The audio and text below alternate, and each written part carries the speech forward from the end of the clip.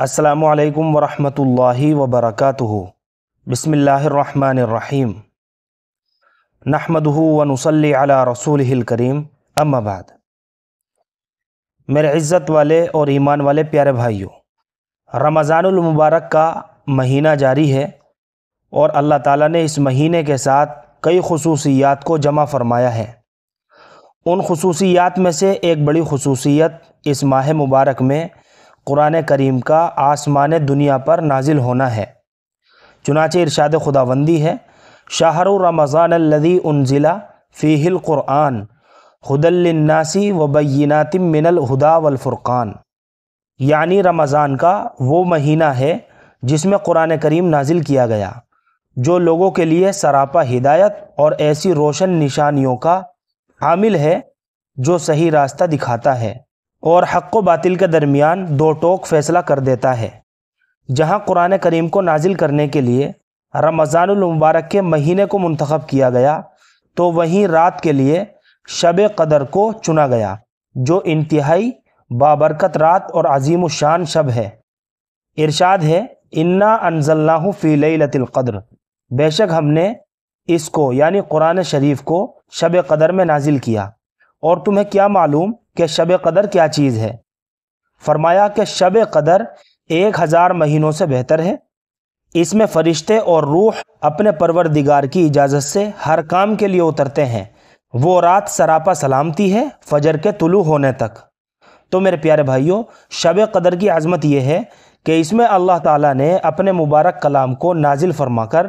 انسانوں کو ہدایت کا گرہ قدر نسخہ عطا فرمایا۔ یہ ایک حقیقت ہے کہ قرآن مجید ایک عظیم بے مثال کتاب ہے۔ ہدایت اور اصلاح، انقلاب اور تبدیلی، ظاہر و باطن کی درستگی اور دنیا اور آخرت کی تمام تر بھلائیوں اور کامیابیوں کو اللہ تعالیٰ نے اس میں جمع کر رکھا ہے۔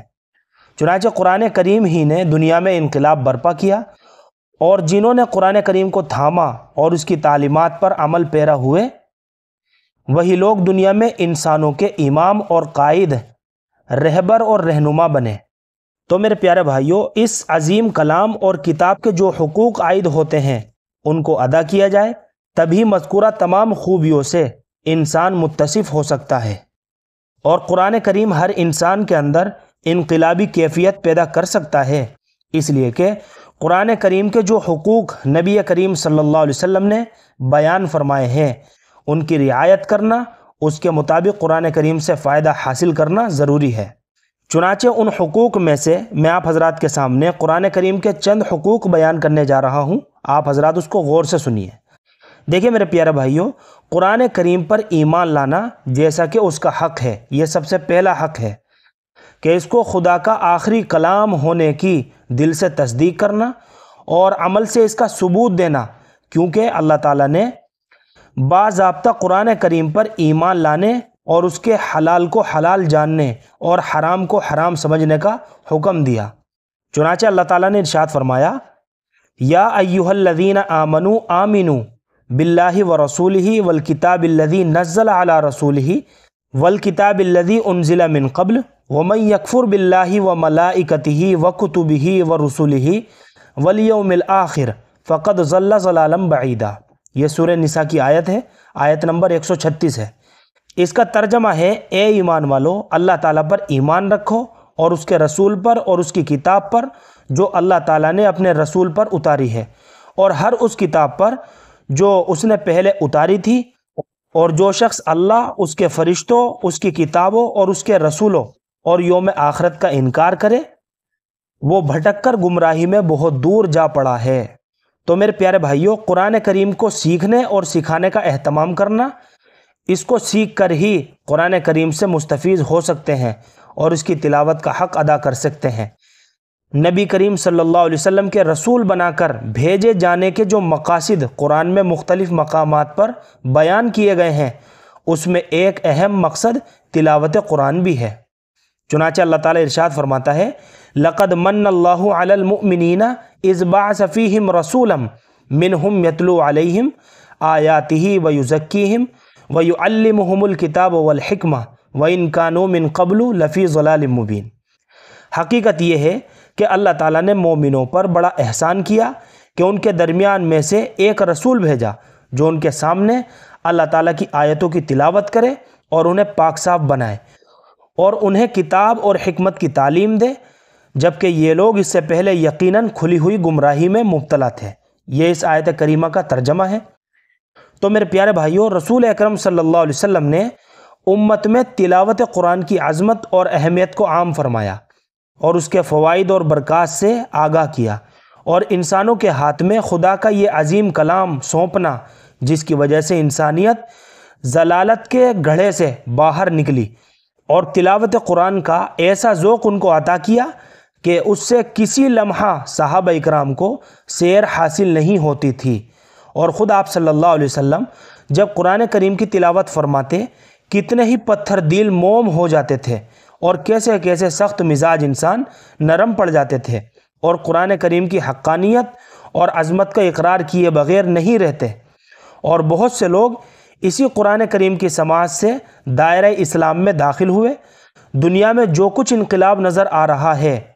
بلا شبہ یہ اس عظیم کتاب کی بدولت ہے جو صاحب کتاب سیدنا محمد الرسول اللہ صلی اللہ علیہ وسلم نے بطور امانت انسانوں تک پہنچایا اور اس کے تقاضوں کو عملی طور پر پورا کر کے دکھایا۔ قرآن کریم کا نزول عرب کی سرزمین پر ہوا، لیکن وہ پوری دنیا کے لیے اور ہمیشہ ہمیشہ کے واسطے معجزہ نبوی بن کر آیا، اور اس کی کرنیں سارے عالم میں پھیل گئی، اور جہاں قرآن کریم کا نور پہنچا وہاں اندھیروں کا خاتمہ ہوا اور کفر و شرک نے دم توڑ دیا۔ چنانچہ آپ حضرات تاریخ کے اوپر غور کر سکتے ہیں کہ حضرات صحابہ اکرام کی زندگیوں میں انقلابی اثرات اسی کلام نے پیدا کیے، اور وہ انسانوں کو رہبر اور رہنما بنے بھی تو اسی قرآن کی تعلیمات پر عمل کر کے بنے۔ قرآن کریم نے میرے پیارے بھائیوں ہر شعبہ زندگی میں زبردست تبدیلی رونما کی۔ تلاوت قرآن کی اہمیت کو بیان کرتے ہوئے آپ صلی اللہ علیہ وسلم نے فرمایا کہ جو قرآن کریم پڑھنے میں اس قدر مستغرق ہو کہ اس سے دعا مانگنے کا موقع ملے تو اللہ تعالیٰ نے فرمایا کہ مانگنے والوں سے زیادہ ایسے بندے کو عطا کروں گا۔ اور نبی کریم صلی اللہ علیہ وسلم نے فرمایا کہ خیرکم من تعلم القرآن وعلمہ، کہ تم میں بہترین شخص وہ ہے جو قرآن کریم سیکھے اور سکھائے، کہ بڑے چھوٹے مرد و عورت تمام کو اس قرآن کریم کو اسی انداز اور اصول کے مطابق سیکھنا ضروری ہے جو کہ صحیح ہو۔ تو یہ پہلی بات ہو گئی۔ سب سے پہلا حق یہ ہے کہ قرآن کریم پر ایمان لانا، اور دوسرا حق اس کا یہ ہے میرے پیارے بھائیوں قرآن مجید کو سمجھنا۔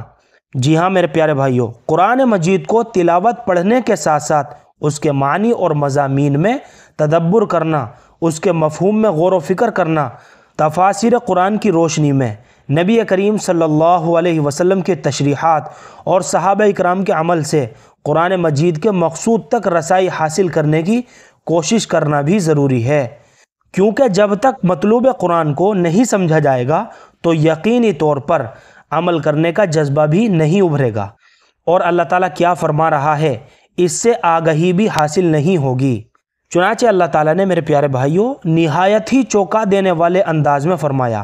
افلا یتدبرون القرآن ام علی قلوب اقفالها، کہ یہ لوگ قرآن میں غور نہیں کرتے یا ان کے دلوں پر قفل پڑے ہوئے ہیں۔ اس لیے قرآن مجید کو سمجھنا اس کا حق ہے۔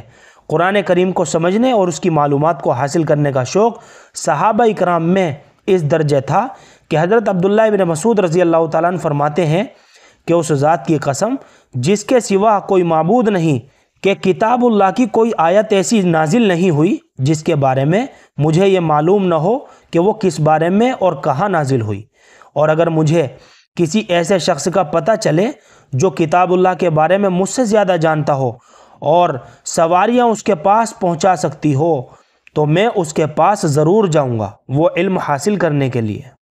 تو میرے پیارے بھائیوں یہ صحابہ اکرام کا معمول تھا۔ تو یہ دوسرا حق ہے قرآن مجید کو سمجھنا۔ اب تیسرا حق کیا ہے کہ قرآن مجید پر عمل کرنا۔ جی ہاں میرے پیارے بھائیوں قرآن مجید کا ایک حق یہ بھی ہے کہ اس کی تعلیمات کے مطابق عمل کیا جائے۔ قرآن صرف پڑھ کر یا سمجھ کر رکھ دینے کی کتاب نہیں ہے، بلکہ اس کے مطابق زندگیوں کو بنانے اور سنوارنے کی ضرورت ہے۔ کیونکہ قرآن کریم نے حلال و حرام اور جائز و ناجائز کے اصول بتائیں اور اس کی تشریح نبی کریم صلی اللہ علیہ وسلم نے فرمائی۔ قرآن کریم میں حکم دیتے ہوئے فرمایا گیا کہ وَهَذَا كِتَابٌ أَنزَلْنَاهُ مُبَارَكٌ فَاتَّبِعُوهُ، یعنی یہ قرآن مبارک کتاب ہے جو ہم نے نازل کی اور اس کی اتباع کرو۔ اور ایک جگہ فرمایا اتبعوا ما انزل الیکم من ربکم، یعنی جو کچھ تمہارے رب کی جانب سے تمہاری طرف نازل کیا گیا ہے اس کی اتباع کرو۔ تو قرآن کریم کی تعلیمات سے روگردانی اختیار کرنا دنیا اور آخرت میں انتہائی خطرناک ہوگا۔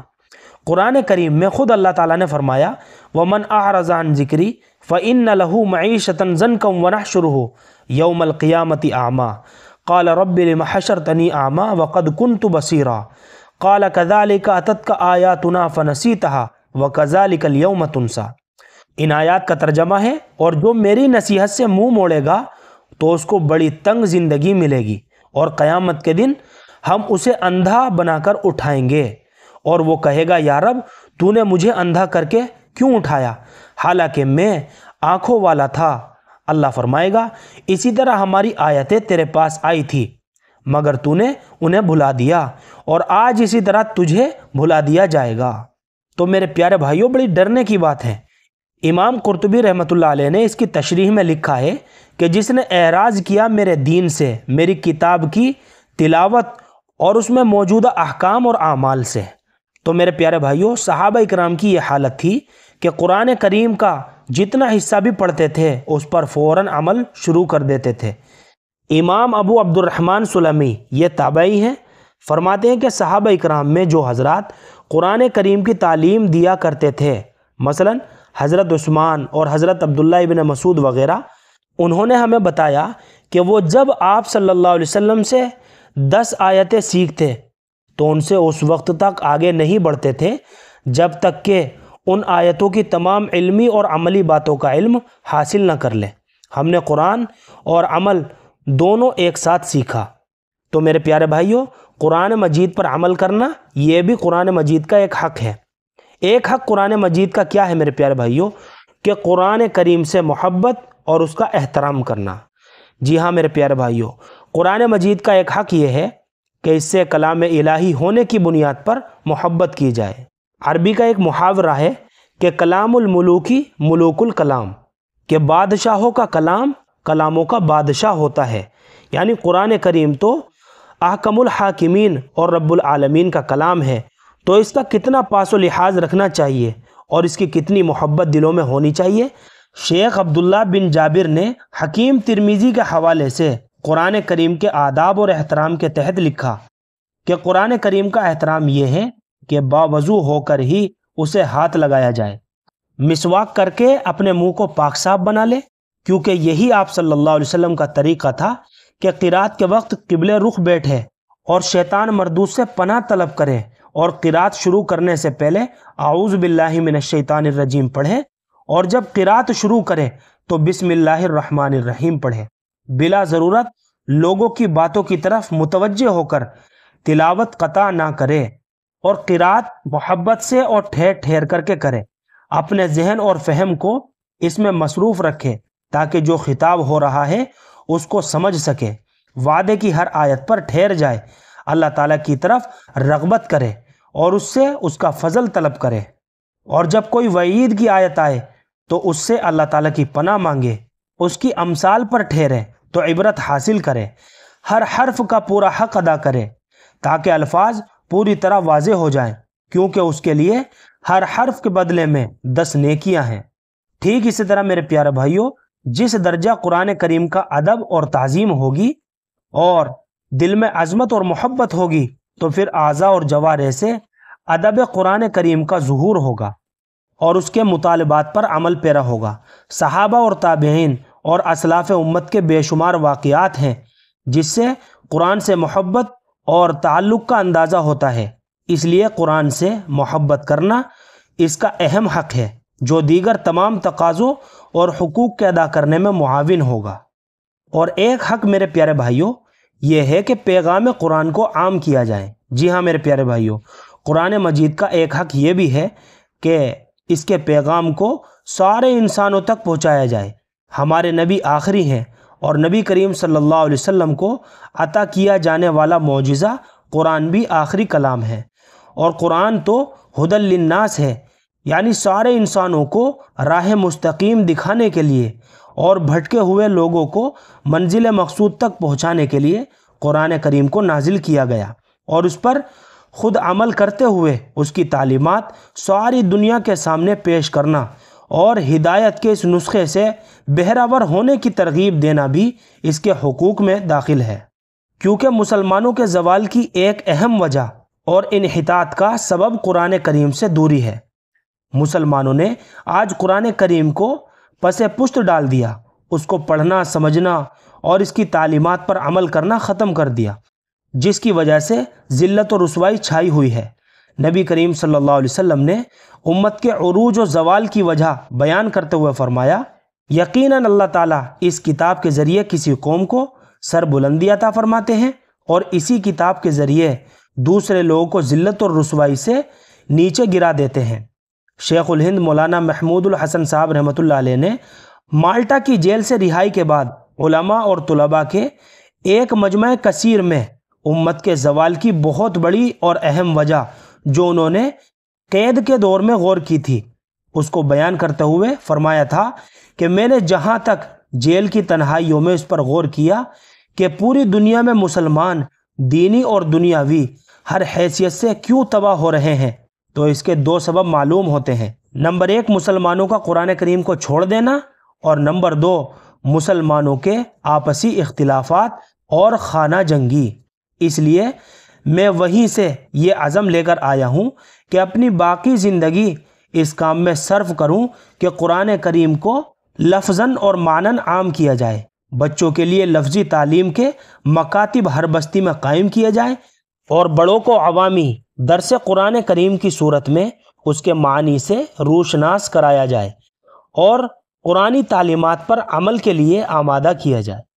تو میرے پیارے بھائیوں، اب میں آپ حضرات کے سامنے آخری بات پیش کرنا چاہتا ہوں۔ یقیناً مسلمانوں کی شان و شوکت، عظمت و رفعت، فتح اور کامیابی، عزت و ہیبت، ترقی اور سربلندی، قیادت و سیادت قرآن کریم سے وابستگی ہی میں ہے۔ ہمارے نبی رحمت دو عالم صلی اللہ علیہ وسلم نے اپنی امت کو قرآن سے جوڑا اور قرآنی تعلیمات اور نبوی ہدایات پر عمل پیرا ہونے کی تلقین فرمائی۔ اس لیے ہماری یہ ذمہ داری ہے کہ ہم قرآن کریم سے اپنے رشتے کو مضبوط کریں، اس کے حقوق ادا کرنے کی فکر کریں، اس کی تعظیم و تکریم بجا لانے کی کوشش کریں، اور قرآن کریم کو صرف جزدانوں کی زینت اور طاقوں کی رونق بنائے نہ رکھیں، بلکہ تلاوت و تعلیم کے ذریعے اپنی زندگی میں انقلاب لانے کا عزم و ارادہ کریں، اور سارے جہاں میں قرآنی پیغام اور اس کی عظیم فکر و دعوت کو عام کرنے کا آغاز کریں، اور کسی بھی قیمت پر تعلیم قرآن کے مدارس اور مکاتب کو ہلکا نہ سمجھے، اور دروس قرآن کی محافل اور مجالس سے بے اعتنائی نہ برتے۔ اللہ پاک ہمیں قرآن پاک سے والہانہ تعلق نصیب فرمائے اور اس کے حقوق کی ادائیگی میں کوتاہی سے ہماری حفاظت فرمائے۔ آمین یا رب العالمین۔ وآخر دعوانا ان الحمد للہ رب العالمین۔